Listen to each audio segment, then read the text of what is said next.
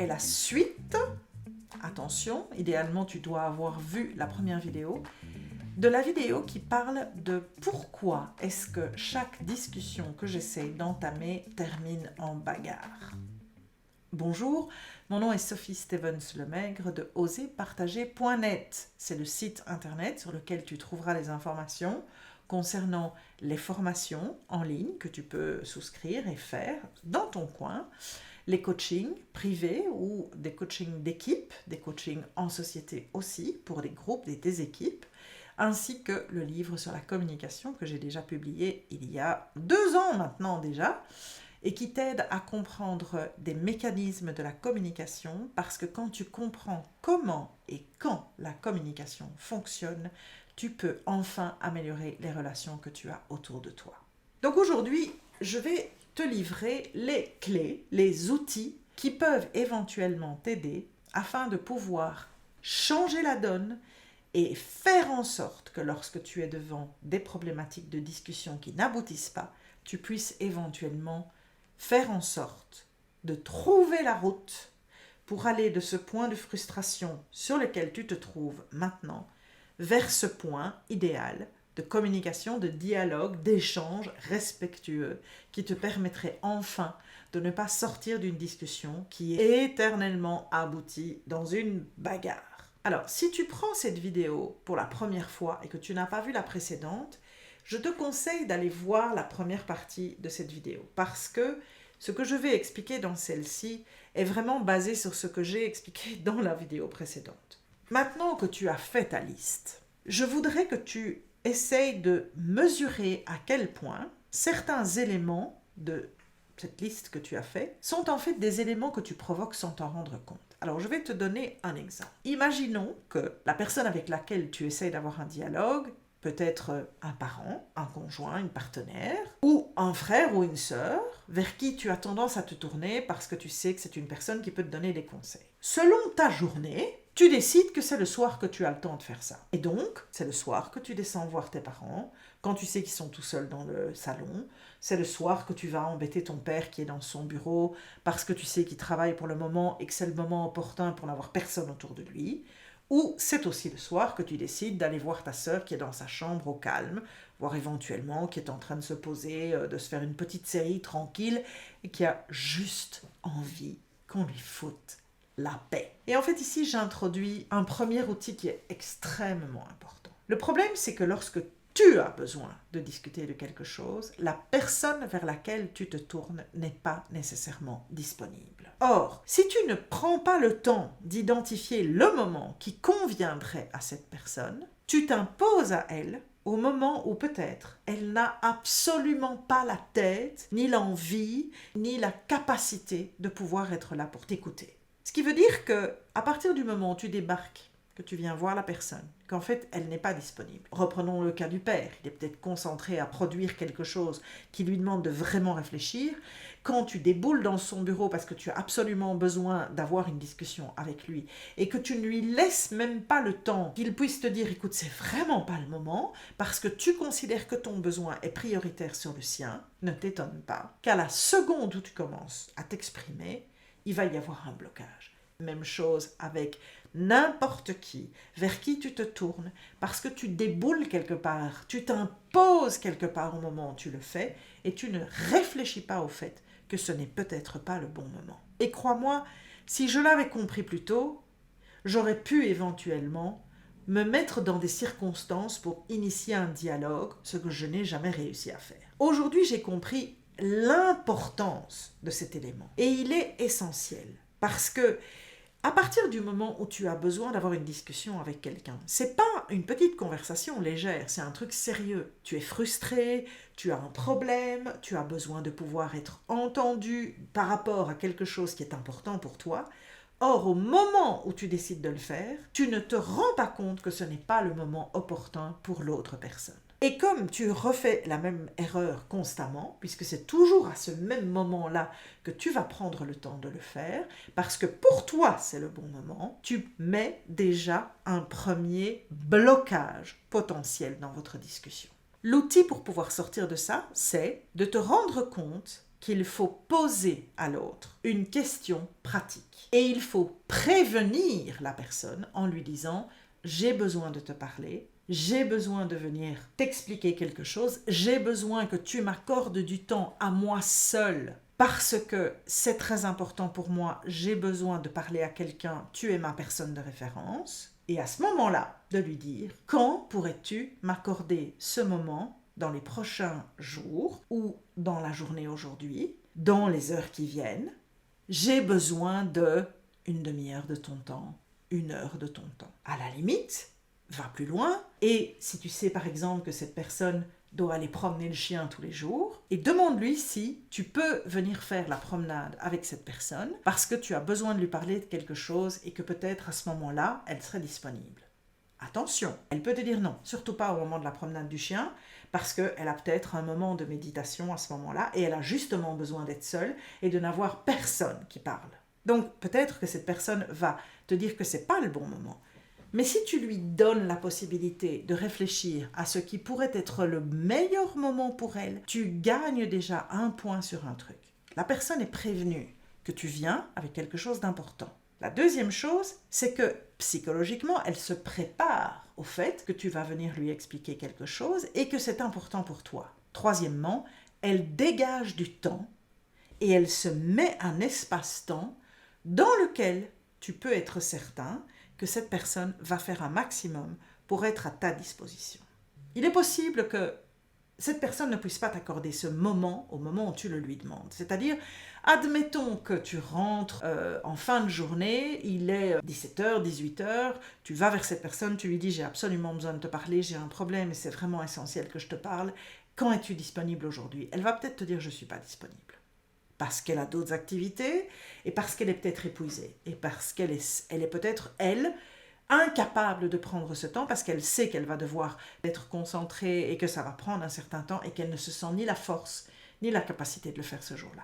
Et je pense oser dire que si la conversation est vraiment très importante, elle pourra attendre le lendemain. Elle pourra même attendre le surlendemain si c'est nécessaire. Donc, je veux que tu comprennes que lorsque tu as quelque chose d'extrêmement important, qui est essentiel pour toi à communiquer, éventuellement que tu es dans une situation de désarroi, parce que pour quelque raison que ce soit, il y a quelque chose qui ne va pas, et tu as besoin de pouvoir en parler, parce que tu attends quelque part de l'autre de comprendre ton problème et de t'aider par rapport à ce problème, ou de t'accepter dans ta différence, tu dois pouvoir attendre. Tu dois pouvoir trouver le moment opportun et tu dois pouvoir donner à cette personne la capacité d'être totalement présente et d'être prête à t'entendre. Ça, c'était la première clé et c'est très important que tu la mesures bien. La deuxième chose, c'est la manière dont tu vas devoir t'exprimer. Alors, là, je vais te mettre un lien sur une vidéo que je te demande d'aller revoir et même si tu l'as déjà vue, je te conseille d'aller la revoir encore une fois. C'est l'utilisation du message « je ». Nous avons tous été très mal formés en communication et nous avons tous tendance à utiliser le « tu » accusateur.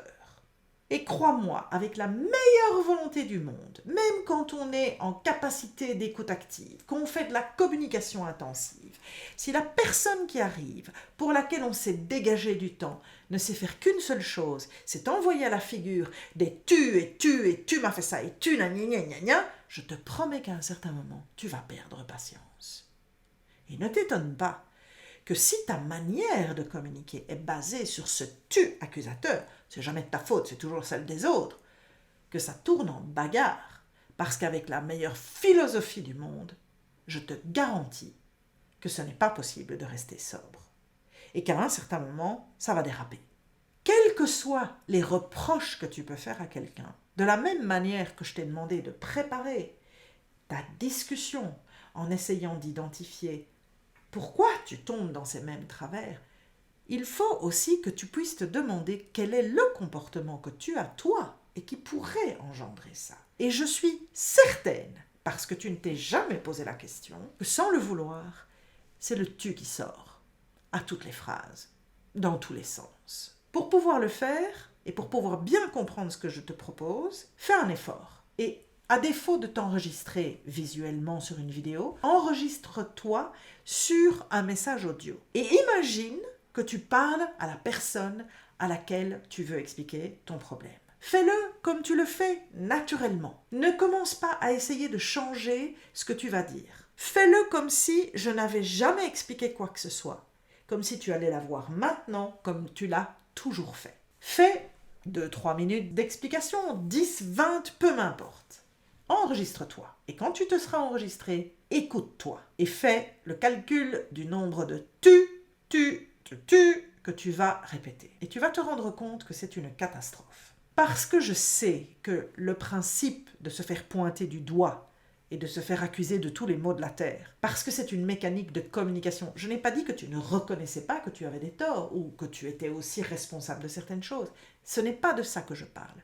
Je parle de la manière de communiquer. Et donc, c'est pour ça que je te conseille de revoir la vidéo sur le message « je », parce que c'est un exercice extrêmement difficile à faire quand on n'a pas l'habitude de le faire, mais plus tu le pratiqueras et plus tu seras capable de le faire. Il y a des espèces de petits trucs que tu peux mettre en place et je te promets qu'à partir du moment où tu es capable de faire cet effort, de préparer quelque part ce que tu as à dire, en faisant l'effort de l'exprimer comme le message « je » te l'explique, tu vas avoir de la part de l'autre une réceptivité qui sera complètement différente. Pourquoi ? Parce que cette personne ne se sentira pas accusée par tous les maux de la terre. Et donc, elle va être d'autant plus curieuse de t'écouter, de comprendre ton désarroi et d'oser éventuellement t'aider à trouver une solution. Et il y aura là une vraie ouverture de dialogue possible. Un autre élément qui est très important, vraiment très important, est la vulnérabilité. C'est quelque chose dont on parle de plus en plus. Parce que finalement, c'est en étant vrai, c'est en étant toi-même que les autres te font confiance. Garde ça dans la tête. C'est en étant toi-même, c'est en étant vrai que les autres te font confiance. Et imagine ceci. Je suis certaine qu'en faisant l'exercice de la semaine dernière, tu as pu identifier des personnes avec lesquelles tu n'es jamais en bagarre. Des amis, des gens qui t'écoutent quand tu parles, qui sont des personnes avec lesquelles tu as un vrai dialogue. Qu'est-ce qui les particularise ? Qu'est-ce qui fait qu'avec elles, tu n'as pas de problème ? Est-ce que ce n'est pas parce que tu es différent ? La manière dont tu t'exprimes n'est pas exactement la même. Tu oses peut-être être plus honnête, plus toi-même, plus entière, plus entier quand tu t'exprimes. Et du coup, parce que tu es très sincère, parce que tu parles avec vulnérabilité, avec vérité, l'autre t'entend et a beaucoup d'empathie pour toi. Est-ce que la personne avec laquelle tu as besoin d'avoir un dialogue est une personne avec laquelle tu as ce même type d'attitude? Ou est-ce qu'au contraire, tu composes un personnage parce que tu crois que tu dois rentrer dans un type de personnage particulier, mais quelque part qui n'est pas tout à fait toi, qui correspond à un profil, qui correspond éventuellement à ce qu'on attend de toi, mais qui n'est pas la personne que tu es toi? Dans ce cas-ci, mon conseil c'est, pose-toi la question. Et demande-toi si tu n'es pas capable de pouvoir être aussi naturel lorsque tu parles avec des gens en confiance qu'avec cette personne-là. Parce que je te promets qu'à partir du moment où tu oses devenir naturel, où tu oses exprimer ta vulnérabilité, j'ai pas dit des faiblesses. La vulnérabilité, c'est oser dire les choses avec honnêteté et avec sincérité. C'est oser dire les choses qui te touchent le plus. Et c'est montrer à l'autre que tu as assez confiance que pour oser lui dire les choses de façon vraie. Et lorsque le dialogue s'établit avec une autre personne dans ce terme de vulnérabilité, dans ces conditions d'honnêteté, tu crées en fait un espace où la confiance devient le point d'ancrage principal de votre dialogue. Parce que en montrant ta vulnérabilité, en osant être toi-même et en exprimant vraiment honnêtement ce que tu ressens, les difficultés que tu as, les doutes éventuellement aussi et les problèmes que tu rencontres, tu montres à l'autre que tu lui fais confiance. Et un petit truc, si ça peut t'aider, n'hésite pas avant de commencer ta discussion à lui dire voilà, je vais te parler en toute honnêteté, je vais oser dire des choses que peu de gens savent. Tu peux ne pas utiliser ce terme de vulnérabilité si c'est un terme que tu ne comprends pas ou que tu n'aimes pas. Mais dis-lui, j'essaie de te faire confiance, je veux pouvoir avoir confiance et je veux qu'on puisse pouvoir entrer dans ce dialogue parce que j'ai besoin de ton aide. Déjà cette simple phrase, déjà le fait d'admettre que tu as besoin d'aide, déjà le fait d'admettre que tu veux pouvoir lui faire confiance est un acte d'honnêteté et de vulnérabilité. Donc ça, c'est des petits jalons qui sont super importants. Un quatrième élément, et c'est celui qui touche l'aspect du dialogue quand tu es face à des personnes qui sont taiseuses ou qui ne semblent pas s'intéresser à toi ou qui ne rentrent pas. Ils restent dans le silence, ils ne veulent pas te répondre. Dans un monde idéal, il faudrait que tu puisses aller les voir en leur disant voilà, je sais que quand je viens te voir, pour pouvoir te parler, j'ai droit à un mur, tu ne réponds pas, tu t'occupes sur autre chose, de toute évidence, je doute que tu m'écoutes, ou en tout cas si tu le fais, tu ne me le montres pas. Mais je voudrais établir un dialogue avec toi et j'ai besoin de ton aide. Ce petit terme-là, il ouvre énormément de portes. Est-ce que tu serais d'accord d'avoir une discussion avec moi? Dans ce cas-ci, ce que tu fais, c'est que tu lui ouvres la porte, mais tu lui mets une évidence qui est claire, c'est que si la personne refuse, ce n'est pas toi, c'est l'autre. Et donc, dans un cas comme celui-ci, tu l'obliges aussi à prendre sa responsabilité, de se dire, est-ce que je prends le temps, est-ce que je fais un effort, ou est-ce que de toute façon je ne veux rien faire, parce que je m'en fous et ça ne m'intéresse pas. À partir du moment où la personne n'essaye même pas une seule fois d'avoir quelque part cette conversation que tu cherches désespérément à avoir, je te dirais, laisse tomber. Parce que si cette personne ne veut pas dialoguer, elle a des raisons. Soit elle ne sait pas gérer les problèmes des autres. Il y a des personnes qui sont comme ça. C'est trop compliqué pour elles. Ce sont des personnes qui vont éviter toutes les conversations qui seront légèrement personnelles parce qu'elles sont trop fragiles, elles sont trop sensibles ou elles sont déjà tellement dans un problème interne par rapport à elles-mêmes que devoir s'occuper de la vie des autres est encore plus compliqué. Tu vas me dire, mais c'est mon parent, je sais. Et malheureusement, ce sont des situations qui existent. Si tu peux avoir une autre personne de confiance, si ce n'est pas ton parent, parce que ton parent ne peut pas, parce que pour de multiples raisons, cette personne a des problèmes qui font qu'elle ne peut pas se mettre à ta disposition et elle ne peut pas être là pour te soutenir, trouve-toi une autre personne de référence dans la famille, qui peut être un grand-parent, un oncle, une tante, quelqu'un qui peut être une personne de référence pour toi et qui puisse t'aider éventuellement si tu as vraiment besoin de cette aide. Mais en tant qu'adulte, si tu es face à ces personnes qui refusent tout dialogue, sache aussi accepter qu'à un certain moment, il faut arrêter d'essayer. Tu n'auras plus de bagarre parce que tu n'attendras plus rien du tout de ces personnes. Tu ne te tourneras pas vers elles, tu n'iras pas chercher leur intérêt, voire éventuellement leur avis, et tu trouveras quelqu'un d'autre pour t'aider. Il est possible que cette personne, en fait, se rendant compte que tu ne viens plus jamais la voir, va subitement trouver ça un petit peu embêtant, parce que finalement, elle ne faisait pas fort attention à toi, mais elle est un petit peu vexée de ne plus être la personne de référence.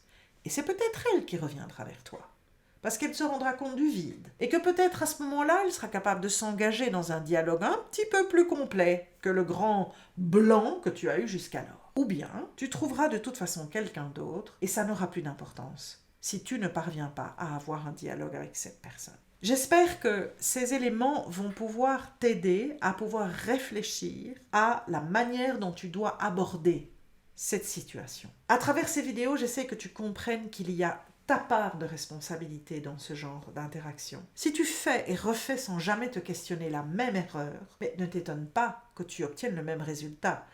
Einstein a dit « Le fou, c'est quelqu'un qui fait et refait toujours la même chose et qui croit que le résultat va être différent. » Donc, à partir du moment où tu veux faire des changements, tu dois te questionner sur tes propres erreurs, tu dois te rendre compte que peut-être ce que tu croyais naturellement être la bonne mécanique pour y parvenir n'en était pas une. Je t'ai donné quelques clés qui vont t'aider. Enfin, la dernière clé, et c'est vraiment une clé d'ordre totalement pragmatique ici, c'est que avant d'aller voir cette personne et avant d'avoir ce dialogue, avant de pouvoir enfin aller lui expliquer parce que cette personne a décidé qu'elle prenait le temps de te voir et qu'elle te propose un moment qui lui convienne, tous les éléments sont repris, tu as fait un effort dans la manière dont tu vas devoir t'exprimer, tu as travaillé le fait d'oser t'exprimer en utilisant le jeu et en essayant d'éviter, tu ne sauras jamais l'annuler, autant que faire se peut d'utiliser le tu, et n'hésite pas dans la conversation quand tu fais une phrase et que tu t'entends mal dire quelque chose, de lui dire attends,